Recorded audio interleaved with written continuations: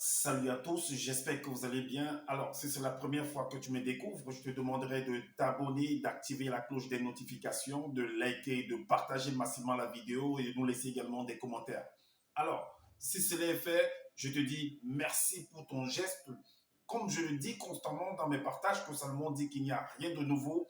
Ce qui a été, c'est ce qui est et c'est ce qui sera encore, et que le physique est le reflet du non visible. Le Créateur, par son verbe, parle tantôt d'une manière, tantôt d'une autre, et l'on y prend pour une garde. Alors, toi qui m'écoutes aujourd'hui, si tu ne prenais pas garde autrefois, dès à présent, commence à prendre garde par rapport à ce que tes yeux peuvent voir, tes oreilles peuvent entendre, tes sens peuvent capter au travers de la nature. Analyse bien la situation, retiens ce qui est bon et ce qui est mauvais, bien entendu, et transmets-le à tes enfants afin qu'ils puissent sortir de l'ignorance. Parce qu'il y a une formule qui dit que l'homme, la femme, l'enfant, l'être, la créature périt faute de connaissance. Donc, il est primordial pour nous de pouvoir fusionner avec le savoir afin d'avoir une meilleure visibilité des choses. Et encore, nos pères, nos mères, dans les temps d'autrefois, ont toujours eu à appuyer leur dire par des métaphores, des énigmes, des paraboles, des dictons, des proverbes, en utilisant les éléments de la faune et de la flore. Et ils ne peuvent pas aller au-delà, car la loi du Créateur le veut ainsi. Nous sommes tous contenus dans un globe. Je dis bien, je pèse mes mots, personne ne peut sortir, ne peut y entrer, car la loi du Créateur le veut ainsi. Alors, j'ai fait récemment une vidéo par rapport au mystère caché en fait le chapitre d'Ésaïe, le livre d'Ésaïe chapitre 6. Et j'apporte encore un complément de réponse par rapport à ce chapitre-là, par rapport à la symbolique de, de la pierre ardente. Dans d'autres versions, on parle du charbon ardent. Et ce charbon ardent, ou bien cette pierre ardente qui va toucher en fait la bouche de celui dont on nomme le prophète Ésaïe. Qu'est-ce que ça représente réellement? Pourquoi ça bouche? Pourquoi le charbon ardent? On va vous donner en fait les versets parce que à la première vidéo où j'ai eu à faire, j'ai démontré en fait que malgré le titre qu'on est venu donner à Isaïe en disant qu'il est le prophète en fait, que ça ne vous intrigue pas en fait. Parce que derrière ce titre-là, c'est un homme de guerre. Oui. Et le prophète Isaïe était un homme de guerre, c'était un assassin. Parce que si vous lisez le chapitre 6, vous allez voir qu'on va l'envoyer. On va l'envoyer après avoir après on a permis qu'il puisse voir quelque chose, soit qu'ils appellent une vision, et on va l'envoyer maintenant vers le peuple. Et il va aller en fait commettre des actions, il va aller en fait faire la guerre. Est-ce que vous comprenez? Au peuple.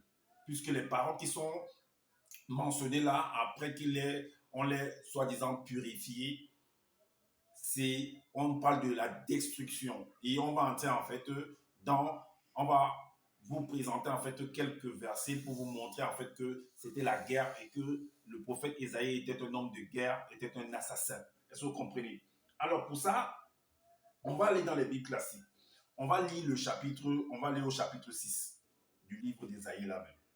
Alors, au chapitre 6, le verset 6 et le verset 7, il est dit que le chapitre 6 le verset 7, il est dit que, alors, mais l'un des séraphins vola vers moi, tenant à la main une pierre ardente. Comme j'ai dit dans d'autres versions, on parle du charbon ardent. Mais l'un des séraphins vola vers moi, tenant à la main une pierre ardente, qu'il avait pris sur l'autel avec des pincettes. Est-ce que vous comprenez? Il a pris en fait, il a utilisé en fait des pincettes pour pouvoir prendre en fait des charbons ardents. Parce que qui dit charbon ardent dit charbon en feu. Et le charbon en fait c'est un minerai. C'est un minerai brûlant. Et comment se fait-il qu'on va prendre quelque chose de brûlant avec des pincettes pour venir mettre sur la bouche d'un autre homme? Est-ce que vous comprenez? Qu'est-ce que ça symbolise? Pourquoi lui il va prendre avec des pincettes et il va venir coller un truc brûlant, un truc ardent sur la bouche en fait de ce personnage qu'on appelle le prophète Ésaïe. Qu'est-ce que ça symbolise en fait? Alors, vous savez que quelque chose de brûlant, c'est un peu si vous avez vu en fait, si vous avez déjà vu le dessin animé les Dragon Ball Z avec Sangoku, Vegeta et ainsi de suite. Quand il est en colère, quand Sangoku est en colère, que la bataille a été tellement intense, il est en colère, il se transforme, il fait ce qu'on appelle du Kamehameha. Il devient en fait brûlant. le feu commence à étinceler en lui. Donc là, à cause de la colère, en fait. Donc, un charbon ardent, ou alors une pierre ardente, ça symbolise en fait la colère. Parce que si ça vous brûle, en fait, donc ça vous a transmis, ça vous a injecté en fait sa colère. C'est pourquoi on dit que le charbon ardent ou la pierre ardente. Alors, si ce charbon ou cette pierre ardente arrive à toucher la bouche de ce personnage qu'on appelle le prophète Ésaïe, ça veut dire que ça transmet en fait sa colère à Ésaïe. Maintenant, Ésaïe va se retourner vers la population pour infliger cette colère-là à la population. Est-ce que vous comprenez? Voilà pourquoi, au verset 7, il est dit que il en toucha ma bouche et dit, ceci a touché tes lèvres, ton iniquité est enlevée et ton péché est expiré. Expié. Non, ce n'est pas que son péché est expié. C'est que vous allez comprendre que ce n'est pas ça en fait, parce que ce sont des codes, des énigmes qui sont là en fait que vous ne puissiez pas comprendre. Donc, nous sommes là pour décoder en fait tout cela. Alors, à la suite au verset 8, il est dit que j'entendis la voix du Seigneur disant deux points. Qui enverrai-je et qui marchera pour nous? Donc, et qu'est-ce que Ésaïe dit? Ésaïe dit que je répondis, deux points, me voici, envoie-moi où? Pour transmettre cette colère, pour déverser cette colère sur la population la population cible, tout simplement. Voilà pourquoi on ouvre une fenêtre, on va dans le livre de Jérémie. On va dans le livre de Jérémie, chapitre 1, au verset 9, pour comprendre encore davantage pourquoi est-ce qu'on va prendre des charbons, attends, on va venir mettre sur sa bouche. Mais normalement, simplement comme ça, de manière terre à terre, si on prend un charbon à dents, on te met ça, ça va te brûler, quoi. Ça va te brûler. Mais qu'est-ce que ça symbolise, en fait? C'est ce qu'on va comprendre là. Dans Jérémie, chapitre 1, au verset 9, il est dit, puis l'Éternel étendit sa main et toucha ma bouche. Et l'Éternel me dit, voici, je mets mes paroles dans ta bouche. Je mets mes paroles dans ta bouche. Rappelez-vous que dans les évangiles, on dit à Pierre, tu es Pierre, sur cette pierre, je bâtirai mon église. Donc, l'église, en fait, c'est une révélation, en fait. Dans l'église, en fait, l'église, ça symbolise une personne. Ça symbolise un être. Et l'église, en fait, va s'exprimer, va transmettre la loi. Est-ce que vous comprenez? On ouvre encore une autre fenêtre dans Jérémie chapitre 5. Jérémie chapitre 5 au verset 14.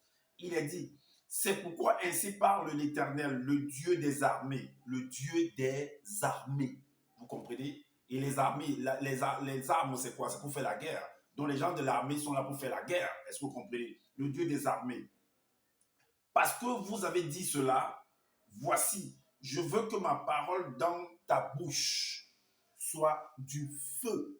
Donc, quand on prend le charbon ardent par des personnes, on va déposer ça sur la bouche de ce personnage qu'on appelle le prophète Ésaïe. Sa bouche, sa parole va devenir du feu. Voilà, c'est ce feu qui va déverser. Et maintenant, le feu également peut être traduit par les armes, en fait. Parce que il dit l'Éternel des armées. Donc, le fait qu'on prenne des armes, on dit, c'est du feu qui sort de là. Et que peut-être, on envoie par exemple des avions de chasse, ils vont larguer des bombes, c'est du feu, en fait. Est-ce que vous comprenez? Alors, voici, je veux que ma parole dans ta bouche soit du feu, et ce peuple du bois, et que ce feu les consume. Est-ce que vous avez entendu? Que ma parole dans ta bouche soit du feu, et que ce peuple soit du bois. Vous voyez que c'est une métaphore, afin que cette parole-là, ce feu-là puisse les consumer. Est-ce que vous comprenez? On va également dans Jérémie 23. Dans Jérémie 23, au verset 29. Il est dit, ma parole n'est-elle pas comme un feu, dit l'Éternel, et comme un marteau qui brise le roc?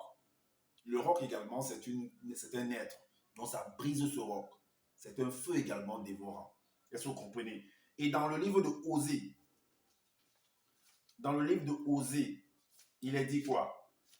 Dans Osée chapitre 6. Chapitre 6 au verset 5. Il est dit, c'est pourquoi je les frapperai par les prophètes et je les tuerai par les paroles de ma bouche. C'est pourquoi je les frapperai par les... Et on s'est dit que Isaïe était un prophète.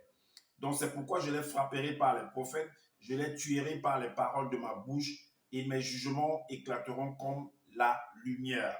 Voilà pourquoi j'avais pris en fait le Ésaïe chapitre 37 pour vous montrer que Ésaïe en fait était un homme de guerre, qu'il y avait c'était une guerre de clans en fait. Dans le livre d'Ésaïe chapitre 37 au verset 5 à 7. Donc quand le roi quand le roi Ézéchias a envoyé en fait des émissaires pour aller voir, pour aller appeler le secours, pour aller appeler le secours du prophète Ésaïe là. Voici ce qu'il dit. Le verset 5 à 7, il est dit, les serviteurs du roi Ézéchias allèrent donc auprès d'Ésaïe. Pour faire quoi? On va voir. Verset 6, il est dit, Ésaïe leur dit, voici ce que vous direz à votre maître. Ainsi parle l'Éternel, ne t'effraie point, ne t'effraie point des paroles que tu as entendues et par lesquelles m'ont outragé les serviteurs du roi d'Assyrie. Le verset 7 dit, je vais mettre en lui un esprit tel que sur une nouvelle qu'il recevra, il retournera dans son pays et je le ferai tomber par l'épée dans son pays. Est-ce que vous avez compris? Donc, Ésaïe dit qu'il va le faire tomber par l'épée. Donc, il va faire la guerre. Parce que l'épée, c'est une arme, en fait. Et la bouche également, c'est une arme. Ce sont des métaphores. Donc, cela prouve encore une fois de plus que Ésaïe était un homme de guerre. Allons donc voir la suite. Dans le verset 36 de ce même chapitre 37, le verset 36, il est dit, l'ange, mais là, on envoie Ésaïe même, on veut encore camoufler, on dit que l'ange a fait ceci. Non, c'est Ésaïe qui est parti. Parce qu'il a dit que je les frapperai par mes prophètes. Alors, au verset 36, il est dit, l'ange de l'Éternel sortit et frappa dans le camp des Assyriens 185 000 hommes. Et quand on se leva le matin, voici, c'étaient tous des corps morts. Est-ce que vous comprenez? Et cela, à cause de ça, le roi d'Assyrie qui est Sanchérib va donc repousser chemin, il va fuir à cause de ça. C'est pourquoi Isaïe avait dit qu'il va mettre un esprit qui va faire en sorte qu'il puisse repousser chemin. Donc c'était la guerre en fait.